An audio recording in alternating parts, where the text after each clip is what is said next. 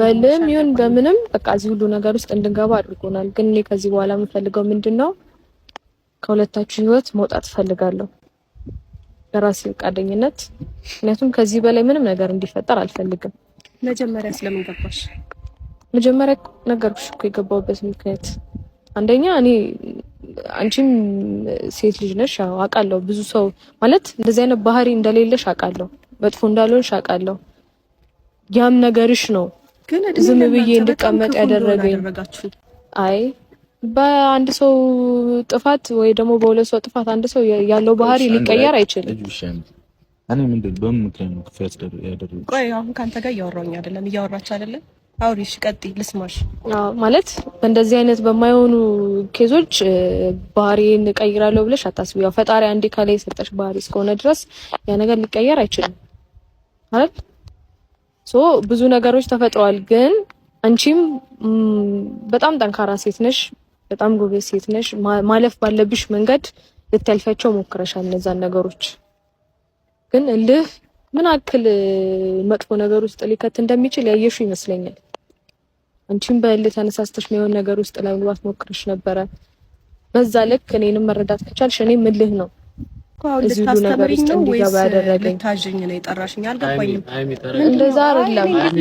ይሄ ሁሉ ጊዜ እኮ ተረጋግቼ እየሰማሁት ነበር አይደለ?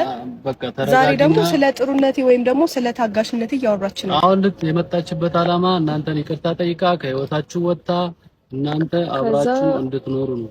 ከዛ በኋላ ጊዜ የሚፈታውን ነገር ጊዜ ይፈታዋል። በስተቀር ምንም እንትን የሚያስብል ነገር የለም። እንዳትጨቃጨቁ።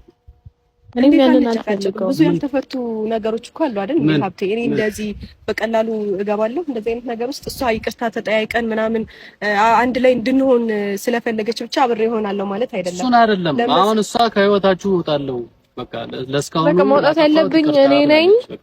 መውጣት ያለብኝ እኔ ነኝ ከህይወታችሁ። ስለዚህ እኔም ይሄንን ሁሉ ነገር ላደርግ የቻልኩበት ምክንያት ተናገር። እንደዚህ በጥብጠሽ ሌሎችን አመሰቃቅለሹ በቀላሉ ከህይወቴ ደግሞ ልትወጪ ፈለግሽ። ከህይወቴ በቀላሉ እንደገባሹ አሁን ደግሞ ከህይወቴ በቀላሉ ልትወጪ ፈለግሽ። አይሚ እንደዛ አይደለም። እኔ መረዳት አስቀምጠሽኝ ነው የምትወጪው። መረዳት ባለብሽ መንገድ አንተ ዝም በል። አንተ አፍህን ዝጋ። በቃ የምን እሳት? በቃ ዝም በል አንተ። እንድንጨቃጨቅ አይደለም። ለምሳሌ በጣም ብዙ ጊዜ ታግሻለሁ። አንተ በምን ነው እኔ ታግሽ? ሲቀጥል ደግሞ እድል እንኳን ስሰጥህ እኔ ላይ ነው እንትን ያልከው አይደል? የምን እድል? አሁን እድል እንደዛ ነው እንደሚሰጠው ወይስ አንተም ትፈልጋለህ? እድል እንደዛ ነው ወይ የሚሰጠው? በቃ እኔን ከአንቺ እኩል ተጣርቼ ነው የመጣሁት። ምንድነው ከኔ እኩል ተረጋግተሽ ከሷ ጋር ነው እያወራሁ እኮ። ተረጋግተሽ አውሪያ ታዲያ። ከሷ ጋር ነው እያወራሁ ያለው እኮ። ተረጋግተሽ አውሪ ምንድነው? ቀላል አይደለም እኮ። ተረጋግተሽ አውሪ። ዝም ብሎ አይማማ የሚያስብል ነገር የለም። ሀብቴን የጠራሁት እኔ ሁላችንም ተረጋግተን እንድናወራ ነው።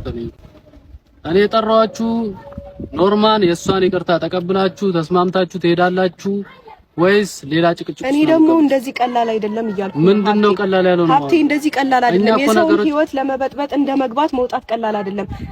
እስከዛሬ ድረስ እያበጣበጠችን ነበር። አሁን ደግሞ ተነስታ መውጣት ፈለገች። ለምን? አላማሽ ምንድነው? ለወጣ የፈለኩት ማለት ነው። ከዚህ በላይ ብዙ ነገሮች መፈጠር ስለሌለባቸው መጀመሪያ እውነት ስላለኝ ነው። መጀመሪያም እውነት ስላለኝ ነው። እኔ ያን ነገር ጊዜ ነው የሚፈታው። ጊዜ ነው የሚፈታው።